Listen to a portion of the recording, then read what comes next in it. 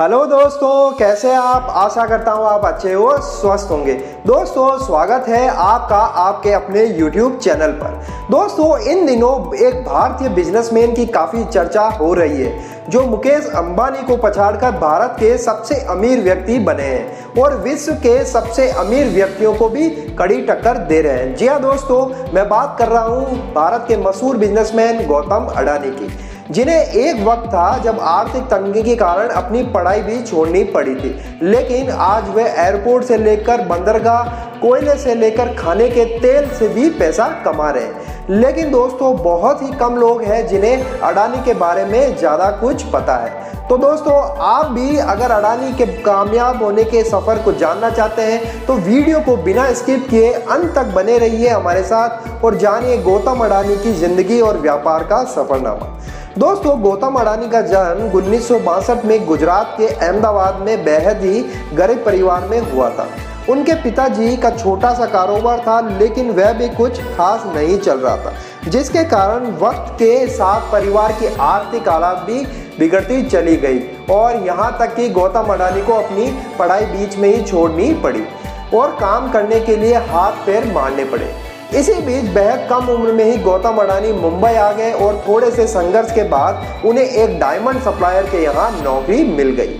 3 साल तक नौकरी करने के बाद उन्हें समझ में आ गया कि जिंदगी में आखिर करना क्या है और इसी कारण उन्होंने अपनी नौकरी छोड़ दी और खुद का व्यापार करने लग गए और मुंबई के जवेरी बाजार में एक डायमंड ब्रोकरेज कंपनी की शुरुआत की। उन्हें अपनी जिंदगी का वाई मिल चुका था, यानी वे काम क्यों कर रहे हैं उन्हें ये मालूम हो गया था और उन्होंने शुरुआत से ही जी तोड़ मेहनत करना शुरू कर दिया और कम उम्र में ही अपने व्यापार को बहुत बड़ा बना लिया।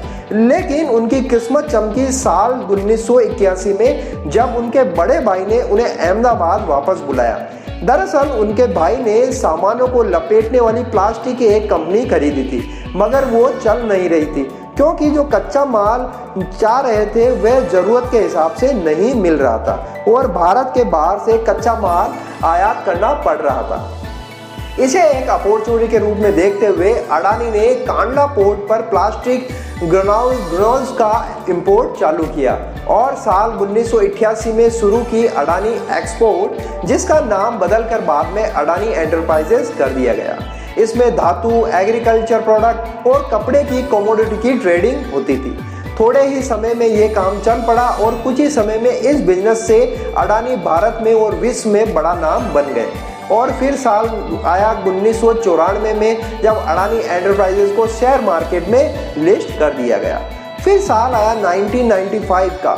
ये वो साल था जिसने गौतम अडानी के यहाँ तक पहुँचने की नींव रखी, क्योंकि इस समय गुजरात सरकार पोर्ट डेवलपमेंट के लिए प्राइवेट कंपनियों की तलाश कर रही थी। ऐसे में गौतम अडानी को इसके बारे में पता चला तो उन्हें कमाई का एक और मौका नजर आया। इसलिए उन्होंने गुजरात के सबसे बड़े पोर्ट मुंद्रा पोर्ट को ही खरीद लिया। मुंद्रा पोर्ट को खरीदने के बाद साल 1991 में गौतम अडानी ने अडानी एयरपोर्ट्स एंड लॉजिस्टिक की शुरुआत की। वैसे इस मुंद्रा पोर्ट की खासियत के बारे में बात बताएं तो ये करीब 8000 हेक्टेयर में फैला है। ये पोर्ट आज भारत का सबसे बड़ा निजी बंदरगाह है और इस पोर्ट से भारत के लगभग 1/4 माल की आवाजाही होती है। साथ ही ये जगह स्पेशल इकोनॉमिक जोन के तहत बनी है, जिससे प्रमोटर कंपनी को कोई टैक्स भी नहीं देना पड़ता है।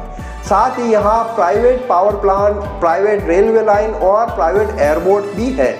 वैसे आज यहाँ गौर करने वाली बात है कि अडानी समूह देश के प्रमुख इंफ्रास्ट्रक्चर ग्रुप में से एक है। उनकी अडानी पोर्ट देश की सबसे बड़ी पोर्ट मैनेजमेंट कंपनी है और गुजरात, महाराष्ट्र, मुंबई, गोवा, केरल, आंध्र प्रदेश, तमिलनाडु, उड़ीसा जैसे 7 समुद्री राज्यों में इनके 13 डोमेस्टिक पोर्ट्स भी है। तो चलिए वापस आते हैं गौतम अडानी पर। अब जैसे जैसे वक्त गुजरता गया, अडानी खुद को ग्रो करते चले गए और वो हिंदुस्तान की रसोई तक पहुंच गए। फॉर्चून तेल के थ्रू वो ही फॉर्चून रिफाइंड ऑयल जो आज भारत के हर घर में इस्तेमाल होता है। दरअसल साल 1999 में अडानी ग्रुप ने विल्मार ग्रुप एग्री ग्रुप के साथ हाथ मिलाया और खाने के तेल के व्यापार में कदम रखा। फॉर्च्यून तेल के अलावा अडानी ग्रुप आटा, चावल, दाल, शक्कर जैसी दर्जनों चीजों के साथ आपकी रसोई का हिस्सा बना हुआ है और जिनके रखरखाव के लिए साल 2005 में अडानी ग्रुप ने फूड कॉर्पोरेशन ऑफ इंडिया के साथ मिलकर अलग अलग राज्यों में बड़े बड़े साइलोज भी बनाए। साइलोज बेसिकली वो चीज होती है जिसमें बड़े पैमाने पर अनाज को रखा जाता है। इन साइलोज की कनेक्टिविटी के लिए अडानी ग्रुप ने निजी रेलवे लाइन भी बनाई ताकि अनाज को लाने ले जाने में आसानी हो।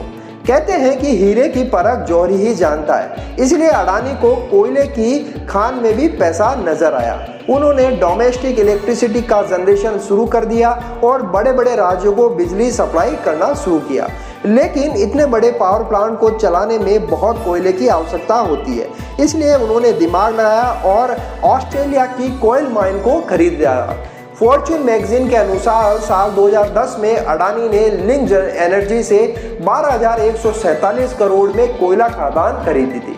इस खदान में 7.8 बिलियन टन के खनिज भंडार मौजूद है जो हर साल 60 मिलियन टन कोयला पैदा कर सकती है। इसी तरह इंफ्रास्ट्रक्चर की कमी से इंडोनेशिया में मौजूद तेल, गैस और कोयले के लिए अडानी ग्रुप हर साल सुमात्रा से कोयला ढुलाई के लिए 1.5 अरब निवेश की घोषणा कर चुका है। उस समय इंडोनेशिया सरकार ने बताया था कि अडानी समूह 5 करोड़ की क्षमता वाले एक कोयल हैंडलिंग पोर्ट का निर्माण करेगा और साउथ सुमात्रा की खदानों से कोयला निकालने के लिए 250 किलोमीटर लंबी रेल लाइन भी बिछाएगा। खैर, अडानी अपना कारोबार फैलाते गए और पैसा तेजी के साथ बढ़ता चला गया। जिस अडानी ग्रुप का कारोबार साल 2002 में 76.5 करोड़ डॉलर था, वो 2014 तक आते आते बढ़कर 10 अरब डॉलर हो गया था। और साथ ही वक्त को देखते हुए अडानी ग्रुप ने नेचुरल गैस के क्षेत्र में भी बिजनेस को बढ़ाया और साल 2017 में 16 पीवी पैनल बनाने शुरू किए। और उधर बंदरगाह और निजी रेल लाइन के बाद अडानी ने एयरपोर्ट की तरफ उड़ान भरी और साल 2019 में लखनऊ, अहमदाबाद, बंगलुरु, जयपुर, गुवाहाटी और तिरुवनंतपुरम जैसे 6 हवाई अड्डों के मॉडर्नाइजेशन और ऑपरेशन की जिम्मेदारी उठा ली। अब अगले 50 सालों तक अडानी ग्रुप इन सभी एयरपोर्ट्स का ऑपरेशन, मैनेजमेंट और डेवलपमेंट संभालेगा। और वहीं बात करें मुंबई इंटरनेशनल एयरपोर्ट लिमिटेड की, वहां भी अडानी ग्रुप के पास 74% की हिस्सेदारी है और ये किसी को बताने की जरूरत नहीं है कि भारत में मुंबई एयरपोर्ट दिल्ली के बाद सबसे बड़ा एयरपोर्ट है। वैसे जिस तरह सुंदर आकार लेने के लिए सोने को खूब तपाया जाता है, ठीक उसी तरह गौतम अडानी को भी जीवन में कई तरह का ताप झेलना पड़ा। उनका सामना कई तरह के विवादों से हुआ, लेकिन उन्होंने सबसे पार पाया और एक अलग मुकाम हासिल किया, जिसका नतीजा है कि आज गौतम अडानी का कारोबार पूरी दुनिया में फैला हुआ है। तो दोस्तों, आप भी गौतम अडानी की इस इंस्पिरेशनल स्टोरी को अपने यार दोस्तों तक फैलाइए और वीडियो अच्छा लगे तो लाइक जरूर करिए।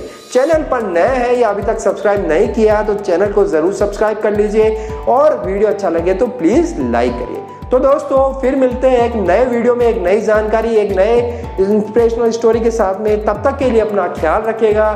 Thank you very much.